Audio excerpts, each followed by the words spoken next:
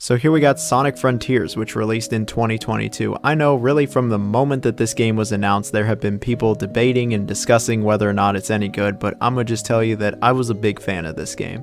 While it doesn't do everything perfectly, I think it's a great step in the right direction, and I thought it was a really enjoyable experience for the most part.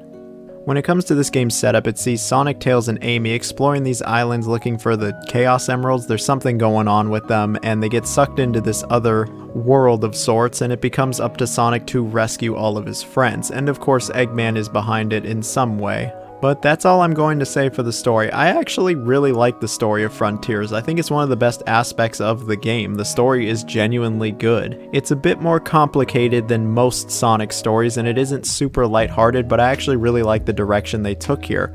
The characters are actually a bit more mature, they're experienced, they reference older Sonic games, and I think they did a great job when it comes to the direction of these characters and the general dialogue. It's all good stuff, and there's actually some pretty interesting lore here also. Maybe I just enjoyed it more than most because I am a longtime Sonic fan and I was picking up all of these references, but I like this shit. When it comes to the gameplay, yep, it's certainly different from most 3D Sonic games. Not to sound too reductive, but imagine they took the boost gameplay of most modern Sonic games and kind of put it with like Breath of the Wild, dropping you into these rather large environments where you just kind of explore. You run around at high speeds, do plenty of platforming challenges, and get some collectibles, usually these medals. Enemies pop up here and there. There's actually quite a lot of boss fights in this game, and eventually you'll find yourself in the other dimension where you do a much more traditional linear Sonic level that is more of a throwback to older Sonic games, since it's quote Sonic's Memories or something like that. When you're in the linear levels, it very much plays more akin to like Sonic Generations or Sonic Unleashed, and yeah, this gameplay is alright, but a majority of the gameplay really is the big open zones, and I think that's where the game is at its best. I feel that this game actually has a great sense of exploration. I had a lot of fun exploring every nook and cranny, zipping around this open world, looking for all the medals and gears,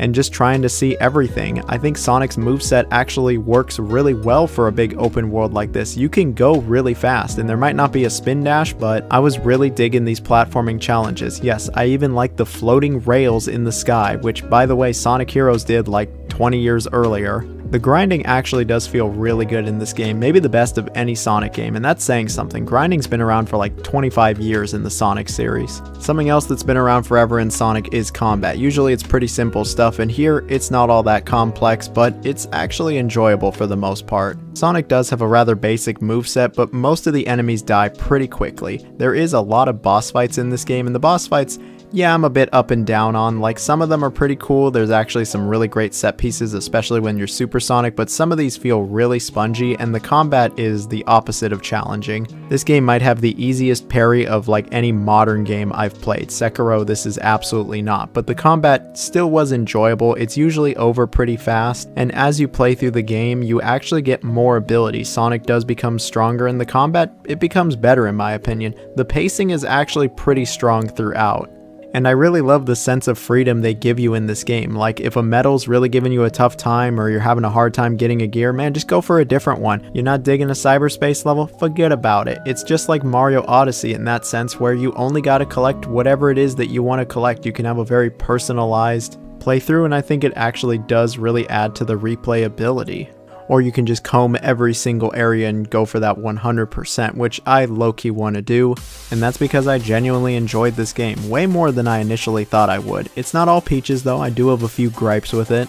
Like I mentioned, the cyberspace levels are probably the low point for the game. The 2D gameplay is just nowhere near as refined as the 3D gameplay. The combat can start to get a bit old, and the draw distance, yeah, it's not very good. I think this is a good looking game and the frame rate's really great, but the draw distance, it just kinda sucks. I will also concede and say that the open world can feel a bit lifeless at times. Thankfully, you got some kick-ass music in this game. The music does not disappoint. This game does not disappoint. While I know it's not everybody's cup of tea, I have no problem recommending this game to anybody that likes 3D platformers, or if you've ever had any interest in Sonic. I think most people are going to enjoy this one, and if you're somebody who's a longtime fan of Sonic and you haven't checked this one out, I don't know what you're waiting for. This game is tailor-made for you. And I really hope in the future that Sonic Team can stick to this formula and improve on it, because I think they really do have a winning formula here.